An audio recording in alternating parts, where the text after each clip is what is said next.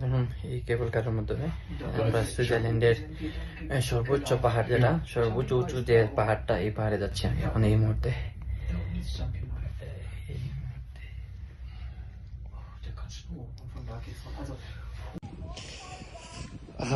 এখানের অবস্থা খারাপ, এই ডলোমিট।